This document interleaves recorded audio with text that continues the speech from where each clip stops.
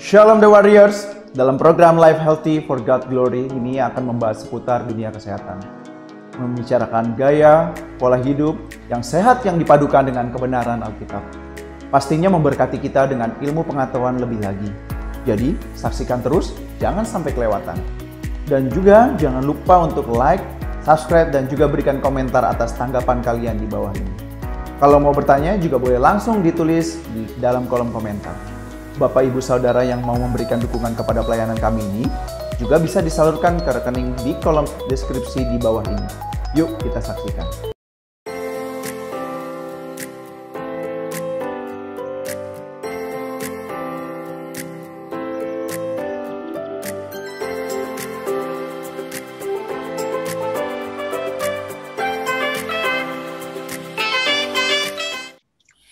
Shalom semuanya. Shalom. Shalom. Baik saudara, untuk hari ini kita akan lanjutkan materi kita dengan tema yang baru, yaitu langkah-langkah apa yang perlu dilakukan ketika terpapar COVID-19 pada seri yang ke-6 ini. Sebelumnya mari kita baca ayat firman Tuhan di surat Efesus pasal 5 ayat 29. Sebab tidak pernah orang membenci tubuhnya sendiri, tetapi mengasuhnya dan merawatinya, sama seperti Kristus terhadap jemaat. Ya. Hari ini tema ini yang kita bahas, langkah penting apakah yang harus kita lakukan ketika terpapar COVID-19.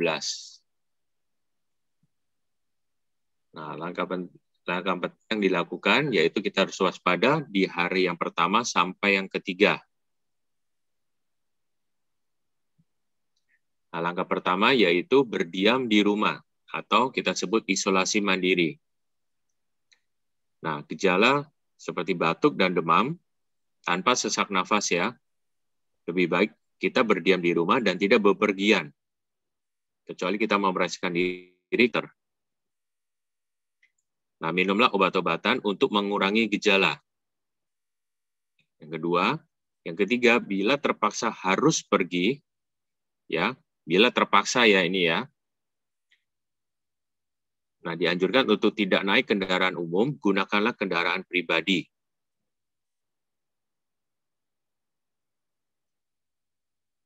Ya, kalau bisa kita tetap berdiam di rumah, jangan memaksakan diri kalau tidak benar-benar terpaksa.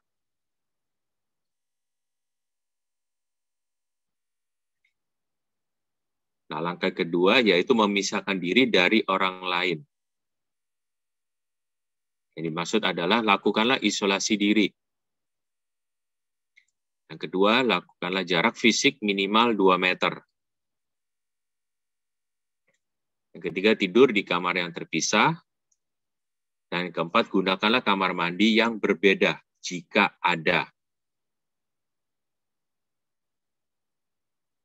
Ya. Ya, kita tahu ya, tidak semua orang mempunyai kamar mandi yang banyak. Kadang harus berbagi. Nah, sekarang pertanyaannya, kalau dia terpapar bagaimana? Ya kan, jadi kalau ketika orang yang terpapar itu mandi, biarlah dia mandi dulu, ya kan? Iya. Atau yang tidak terpapar mandi semuanya dulu, yang terpapar yang terakhir. Belakangan. Ya, jadi saudara bijaklah untuk mengatur. Yang penting apa? Lakukan jarak fisik minimal 2 meter, tidur di kamar yang terpisah, ya kan, mengisolasi mandiri, dan juga jangan berbagi barang-barang seperti sendok, garpu, ya peralatan-peralatan itu. Nah, kita bisa lihat gambar di kanan ini. Nah, ini salah satu contoh yang sangat bagus. Bagaimana orang itu melakukan isolasi mandiri di rumah.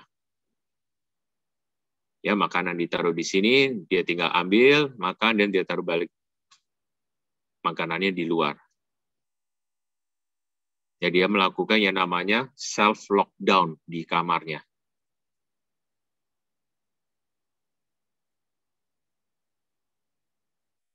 Ya, jadi ini contoh yang sangat bagus di gambar sebelah kanan ini.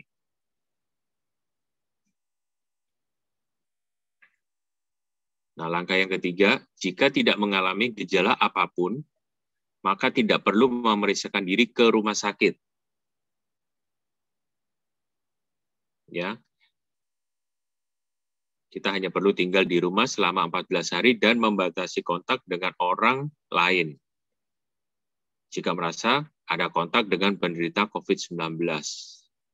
Ya, jika saudara merasa ada kontak, lakukanlah isolasi mandiri di rumah. Pertanyaannya, kenapa tidak perlu memeriksakan diri ke rumah sakit? Ada yang tahu? Karena rumah sakit penuh, Pak Jimmy. Benar, Bari. Karena di rumah sakit banyak orang yang terpapar COVID.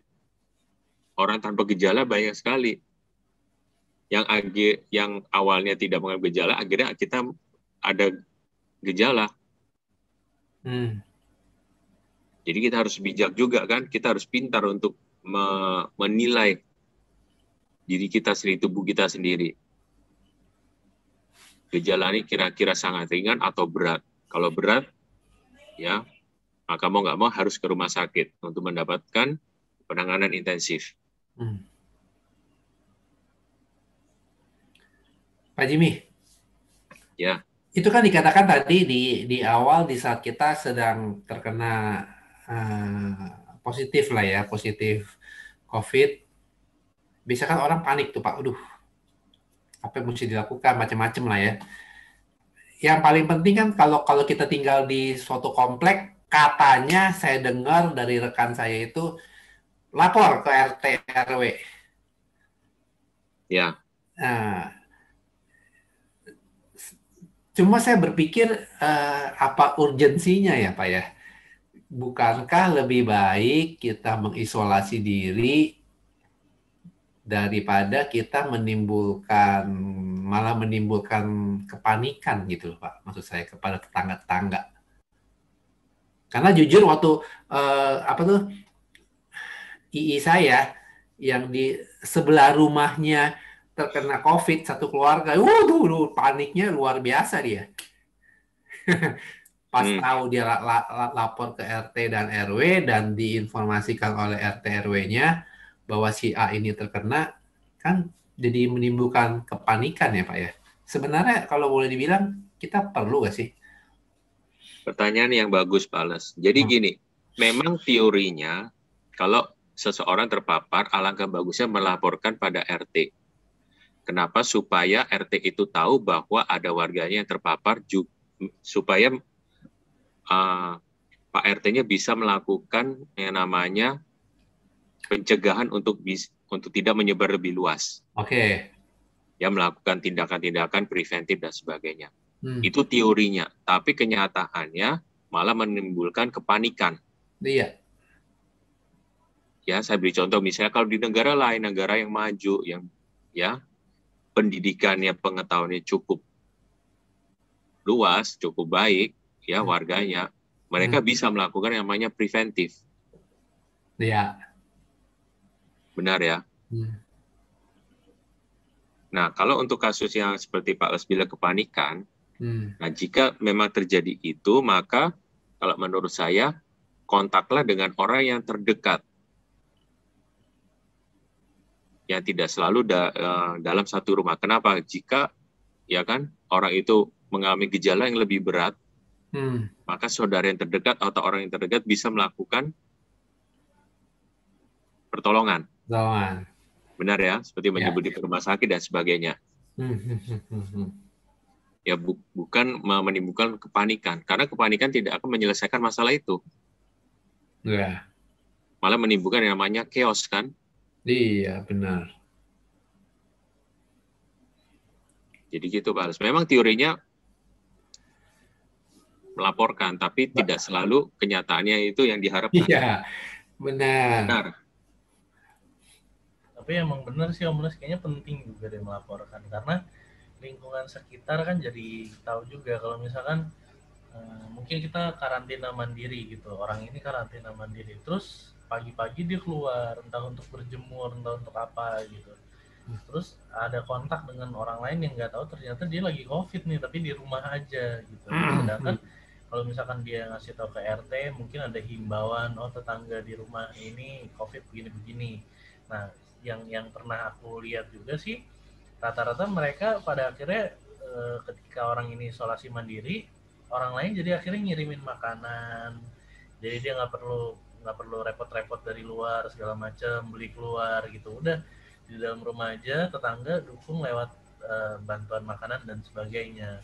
Tapi kalau yang di apartemen gitu juga penting juga tuh, kayak Pak Jimmy kan misalkan di apartemen kan, setahu aku juga harus ngasih tahu pengelola gitu ya, bahwa kita di kamar ini lagi COVID begini. Jadi pengelola apartemen juga tahu gitu, nggak tiba-tiba kita keluar gabung gitu sama orang, ketemu security mungkin. Nah, akhirnya kita juga bawa penyakit lagi kan buat mereka yang sehat gitu. Jadi kuncinya gini, Pak Les, Pak Ren, kuncinya itu edukasi dan juga sosialisasinya bagaimana, pendekatannya bagaimana. Ya, kalau misalnya Pak RT itu mengedukasi warganya bagaimana ketika orang terpapar dan sebagainya, penanganannya bagaimana.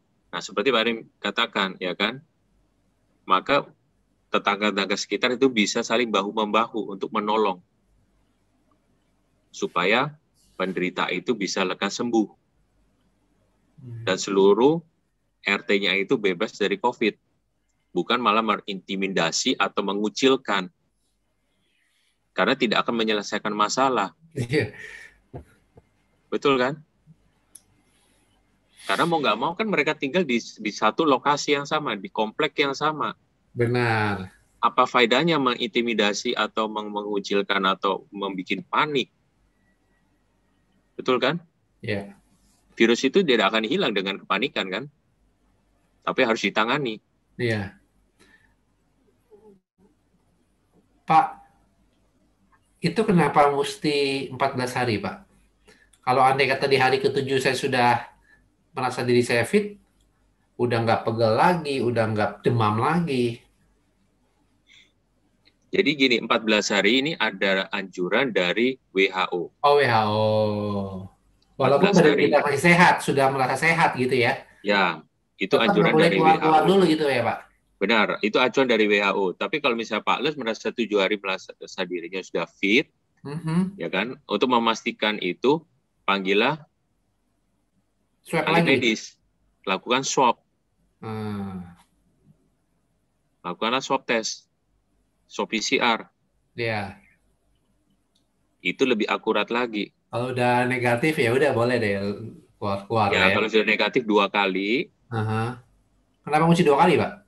untuk memastikan kan, Dalam jangka waktu yang dekat atau gimana? ahli medis tahu, mereka punya protapnya. Oke. 2 kalinya tuh setelah berapa hari. Bukan pasien yang menentukan. Oke, berarti kalau seseorang terkena papar COVID, kurang lebih dia mesti diisolasi, lapor ke lingkungan ya Pak ya, Ketua RT RW. Yang kedua, isolasi selama 2 minggu ya Pak? Ya, untuk amannya 2 minggu. Kalau anjuran saya, laporlah ke RT supaya Pak warga itu bisa lebih aware, bisa saling membantu. Nah, kalau kayak saya tuh malah bilang pas kita mau ke sana, jangan ke sini, ntar lu kena. Nah, itu harus diedukasi itu. Itu harus diedukasi orang-orang seperti begitu. Iya. Dan berarti jaraknya itu tinggal di rumah walaupun dia melihat badannya sehat di umur di 7 hari, 1 minggu, kalau dia mau keluar merasa sehat ya mesti di swab dulu ya Pak ya. Benar. Dan usahakanlah kalau 14 hari dia sudah sehat, perlu di swab nggak Pak? Atau sudah nggak perlu? Kalau untuk pastinya lebih baik di swab. Di swab. Karena hasil dari swab itu akan menentukan, tidak bisa dikira-kira kan. Hasil swab itu udah pasti. Ya. Absolut. Iya. Dan usahakanlah selalu pakai masker. Di rumah pun, Pak? Ya, kalau ada kontak dengan orang lain ya, saudara atau keluarga, pakailah masker. Kalau tinggal sendirian di rumah ya nggak perlu pakai masker. Ya. Oke, Pak. Silakan lanjut lagi, Pak. Nah, poin keempat, langkah penting yang dilakukan yaitu bila muncul gejala, tanyakanlah kepada dokter melalui telepon atau aplikasi. Seperti tindakan apa yang perlu dilakukan, dan kedua, obat apa yang perlu diminum. Nah, jadi usahakanlah ketika berkonsultasi ke dokter, walaupun terpapar atau dipapar, mintalah nomor kontak beliau. Kalau memang dokter itu mengizinkan. Supaya apa? Jika terjadi gejala-gejala suatu hari, maka kita bisa mengontaknya. Tidak perlu harus langsung ke rumah sakit. Untuk mengurangi kemungkinan kita terpapar. Setuju? Setuju, Pak. Ya, saya yakin dokter pasti akan membantunya. Dan dokter juga nggak kepingin kita datang untuk menemui dia kan, karena iya kan, dia sendiri juga beresiko kan. Pak, itu yang terkena COVID, ada gejala, ini kan di langkah yang kedua kan obat apa yang perlu diminum. Memang obat apa Pak kurang lebih? Untuk meredakan gejala. Andai kan demam, minumnya paracetamol gitu ya? Ya, seperti itu. Dokter kan sudah tahu semua. Misal gejala ini, kalau nyeri otot, obat apa, dan apa. Dokter sudah tahu semua itu. Mereka sudah hafal.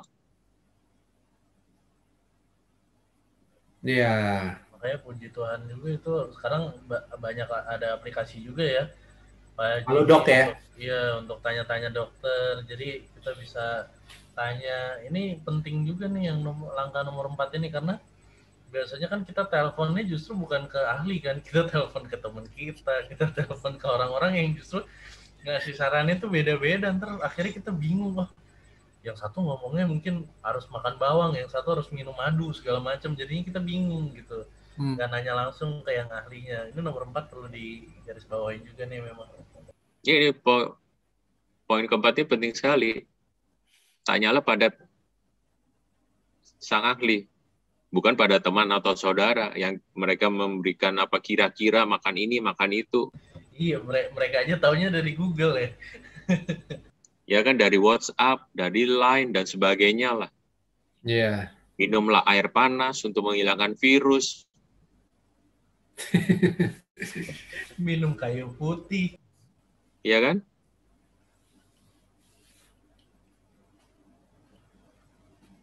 Oke. Ya, kalau memang air panas bisa menghilangkan virus, ya semua orang minum aja air panas, semua sembuh. Air panas, iya. Nggak ada yang kena virus. Iya, makanya. Jadi poin 4 ini penting sekali nih. Iya. Kita gunakanlah, ya kan, kemajuan teknologi yang sekarang ini.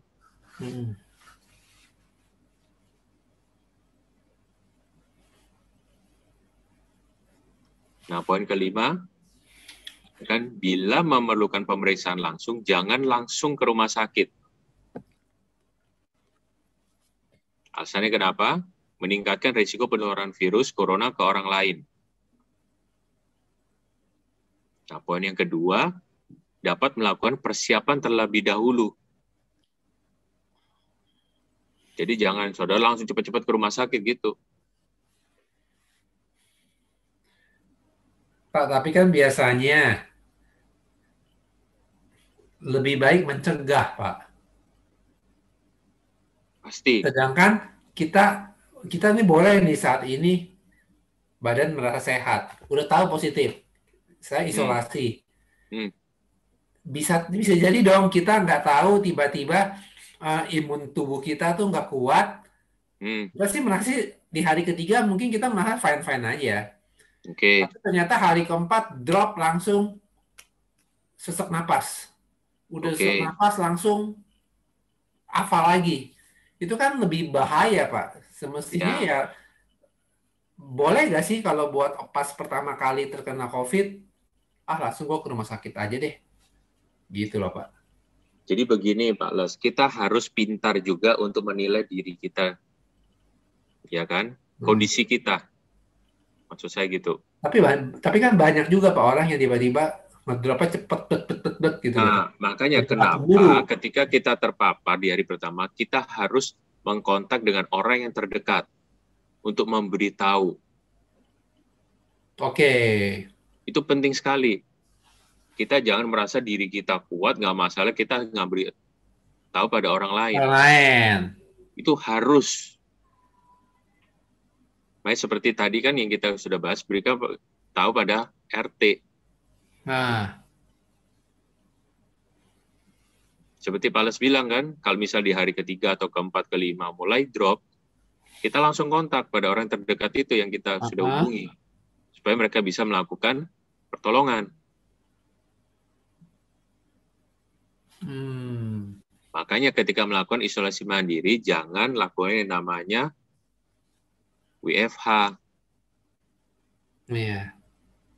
WFH itu hanya berlaku bagi orang yang sehat, Sehat. bukan orang yang sakit. Iya. Oke lah Pak, enggak WFH, tapi kepikiran. Aduh, gue entah gimana, sembuh nggak ya? Stres juga Pak. Maksudnya?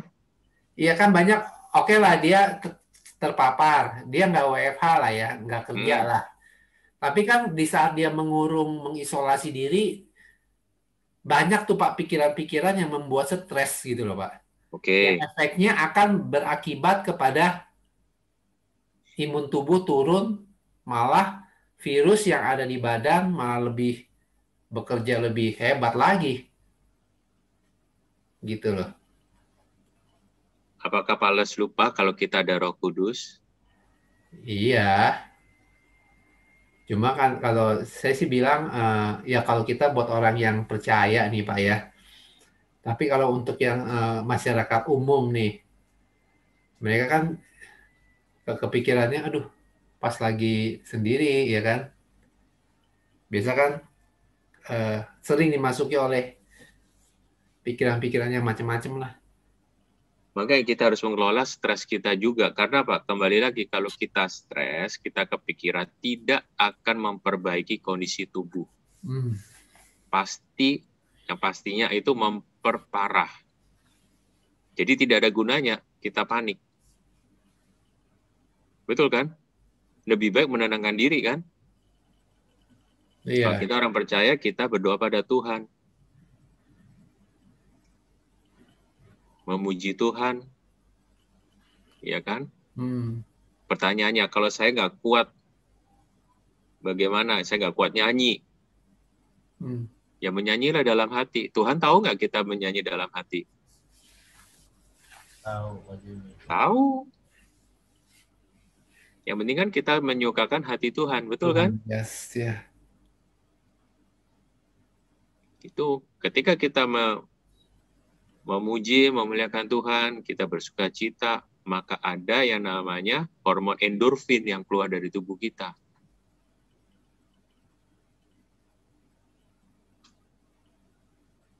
Jadi gitu. Dan sistem imun kita akan meningkat. Iya. Makanya saudara jangan terlalu patah semangat, putus asa ketika ya kan? Atau misalnya suatu hari saudara terpapar. Atau takut yang berlebihan lah Pak ya, jangan ya. Pasti. Kan ayat firman Tuhan mengatakan kan, bersukacitalah. Kukatakan sekali lagi, bersukacitalah. Berarti penting kan? Diulang 2 kali kan? Nah, nanti kita akan bahas itu di tema yang lain. Kenapa Tuhan ingin kita bersukacita? Itu luar biasa itu. Ya kan, hati gembira adalah obat yang manjur kan? Obat, yes, benar.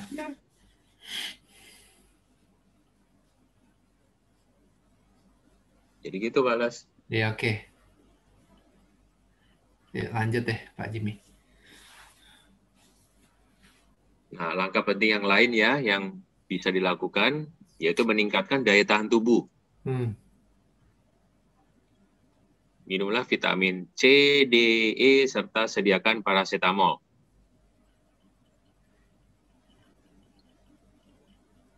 Nah, kemungkinan besar penyakit ini dapat dihalau untuk berakhir sebelum parah. Dan kesembuhan boleh didapatkan. Pak Jimmy, ini berarti untuk yang di poin ini sebenarnya kita berarti dianjurkan minum vitamin, Pak. Tapi kalau kita nggak minum vitamin, kita lebih mengkonsumsi kepada buah-buahan, lebih baik kali ya, Pak ya? Oh iya, kalau ada buah-buahan, kalau sudah bisa makan, silakan. Oke. Sediain paracetamol buat menghalau demam ya, Pak? Betul, mengurangi gejala-gejala.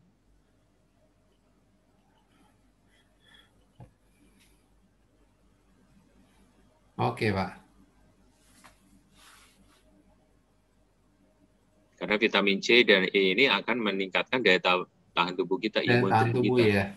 Ya.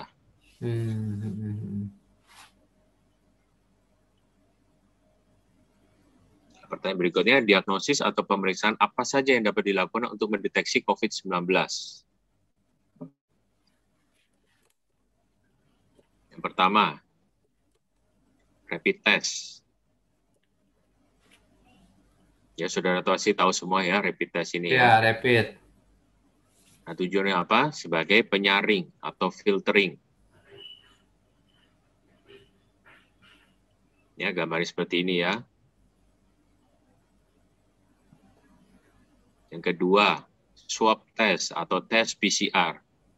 PCR itu kepanjangannya polymerase chain reaction.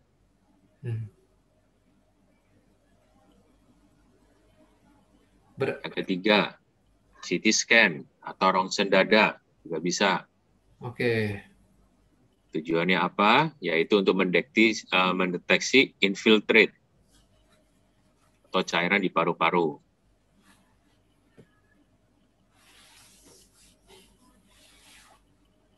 Yang keempat, Ginos test. Ya, saudara juga tahu ya ini Ginos test ya. Ya, Kita kalau sering buat lihat di kereta berita. api keluar kota. Ya, di kereta api, sekarang juga mulai ada di bandara dan lainnya sebagainya.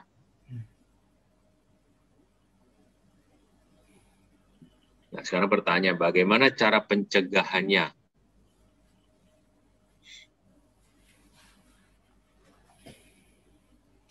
Yang pertama, yaitu menjaga jarak. Ini penting, saudara. Minimal ya, 1,5 meter. Nah, seperti digambar di sini. Ini contoh yang sangat baik ini. Jelas ini. Ya kan, ini kan kira-kira 1,5 meter kan? Iya. Kalau kita baring di bangku ini kan pas kan? Benar. Tinggi badan kita kan? Ini minimal 1,5 meter.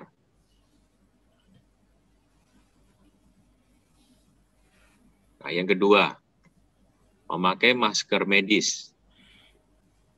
Masker medis itu yaitu menutupi hidung dan mulut. Bukan hanya hidung saja atau mulut saja.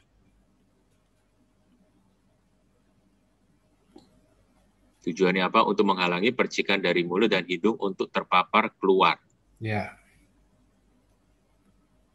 Nah, ketika saudara bersin atau batuk, tutupilah dengan tisu lalu segera buang ke tempat sampah. Ya, segera buang ya. Jangan dikantongin lagi. Atau dibuang ke lantai, jangan. Itu tidak etis. Nah, jika saudara tidak memiliki tisu, lakukan apa? Menutup hidung dan mulut dengan menggunakan area siku. Seperti gambar di kanan ini. Oke.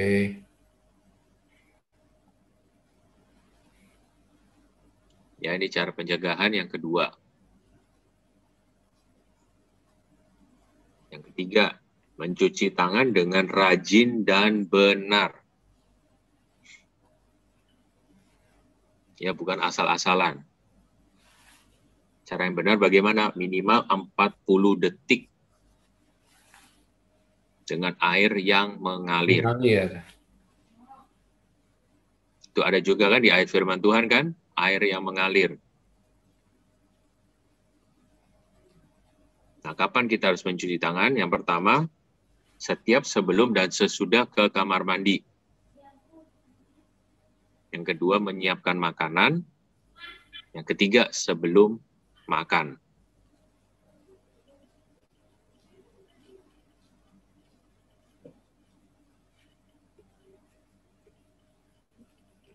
Nah, untuk tambahan perlindungan, kita bisa menggunakan hand sanitizer. Kandungannya alkohol minimal sekitar 60%. Caranya bagaimana? Usaplah hand sanitizer di seluruh bagian tangan sampai kering. Dan poin yang terakhir yang penting yaitu jangan sentuh area wajah seperti mata, hidung, dan mulut dengan tangan kotor.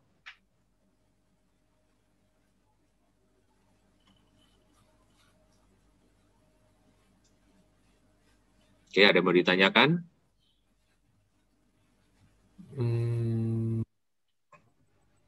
Ini Pak, yang mengenai mencuci tangan nih Pak ya. Ya. Kalau dilihat kan hand sanitizer itu kan sebenarnya banyak jenis nih Pak. Kalau saya lihat kan kalau awalnya kan memang pakai alkohol, tapi sekarang kan sudah disemprot, udah wanginya tuh kemana-mana. Jadi Ya.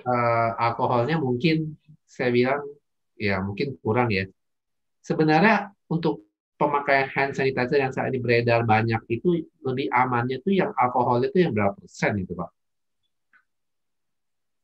Nah, alkohol kan kalau nggak salah ada yang berapa persen, 70%, atau berapa. Nah, itu gimana tuh Pak? Kembali lagi, ya kan kita tahu ya berbagai banyak merek, berbagai banyak rasa, aroma, iya, dan sebagainya kan. Kuncinya cuma satu, ada depkesnya atau tidak.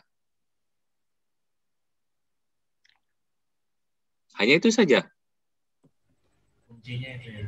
Kuncinya di sana. Jangan membeli karena apa? Harganya murah atau wanginya dan sebagainya. Lihatlah depkesnya itu. Sama seperti masker. Masker mau model apapun, motif apapun, ada depkesnya nggak? Disetujui oleh Departemen Kesehatan atau tidak? Itu kuncinya.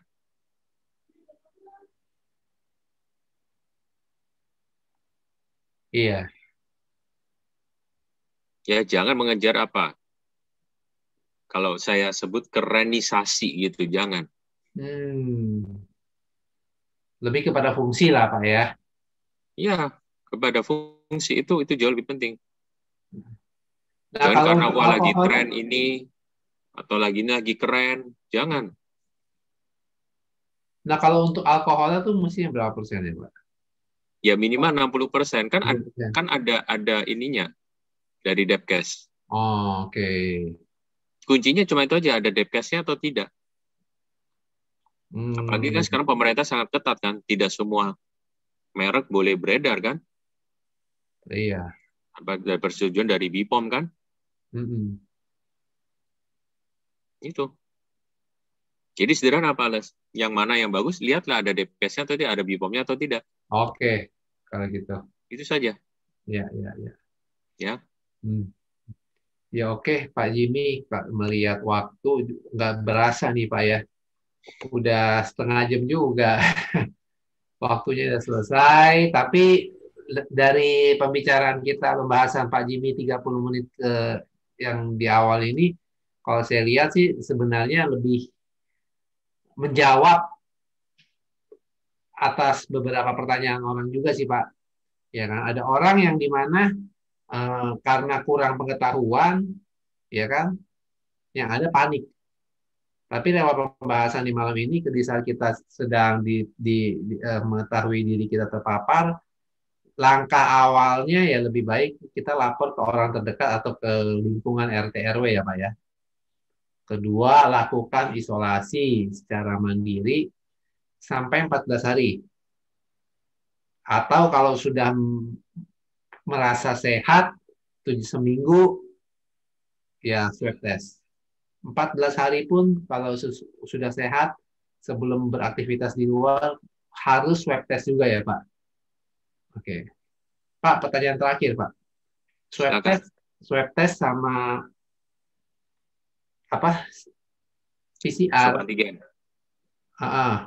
Itu lebih tingkat kepekaan ya, kalau saya bilang. Akurasi. Nah, akurasi ya, sorry. Lebih baik mana Pak? PCR. Tapi biayanya jauh lebih mahal. Biayanya lebih mahal. PCR ya. Kalau pakai darah apa tuh? Tes darah namanya apa Pak? Rapid. Rapid. Kalau rapid itu sebenarnya dia melihat dari kadar oksigen di dalam darah ya Pak ya? Enggak, namanya kan juga rapid test, melihat dari imunoglobulin. Nanti kita akan belajar itu. Oke. Berarti lebih cocok PCR ya Pak ya? Lebih akurat PCR. PCR. Ya, oke. Jadi rapid test itu untuk penyaring saja. Dan biaya murah dan bisa dilakukan secara mandiri. Bisa lakukan di rumah. Oke. Kalau gitu pembahasan malam ini cukup menjawab saya rasa semua pertanyaan. Kalau kita saat terpapar positif COVID-19, apa yang mesti kita lakukan? Nah, kita udah bahas tadi bersama dengan Pak Jimmy. Dan mungkin nanti minggu depan akan ada lanjutannya ya Pak Jimmy ya. Oke, kalau gitu nggak berasa yuk kembali kita mesti berpisah. Saya mau ucapin selamat, terima kasih banget Pak Jimmy udah bahas di malam hari ini, menambah pengetahuan saya dan juga Reinhard dan juga rekan-rekan untuk pemirsa yang melihat acara Life Healthy for God's Glory. Sampai ketemu minggu depan. Thank you Pak Jimmy. Ya, terima kasih Pak Jimmy. Terima kasih Pak Les, terima kasih Pak Ren. Semua. Terima kasih para Berias. Shalom. Stay healthy.